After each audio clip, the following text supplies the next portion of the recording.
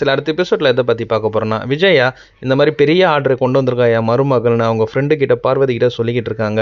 அப்படியா ரொம்ப சந்தோஷம். சரி பார்வதி வந்து நான் கடைக்கு போயிட்டு வந்துடுறேன். நீ கிளாஸ் பார்த்துட்டுருன்னு சொல்லி கடைக்கு போறாங்க. கடைக்கு போற இடத்துல கோகிலாவை பார்க்குறாங்க. கோகிலா அப்படின்றாங்க. 2 பேரும் பேசும்போது மீனாவை பத்தி பேசுறாங்க. மீனாக்கு இந்த மாதிரி நான் பெரிய பூ ஆர்டர் ஒன்று எடுத்து கொடுத்துருக்கேன் அப்படின்னு சொல்லும்போது, மீனா ரொம்ப தங்கமான பொண்ணு. மட்டும் நல்லா இருக்கணும்னு நினைக்கிறேன் இந்த ஊரில்.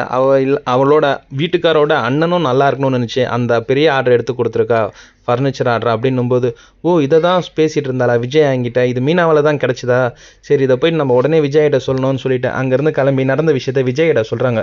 விஜயா கிட்ட சொன்னோடனே விஜயா கோவத்தோட கிளாஸை விட்டுட்டு வீட்டுக்கு போனோடனே ரோகிணின்னு கூப்பிட்றாங்க. ரோகிணி வந்தோடனே கையில் இருக்க பேக் எடுத்து மூஞ்சிலே அடிக்கிறாங்க.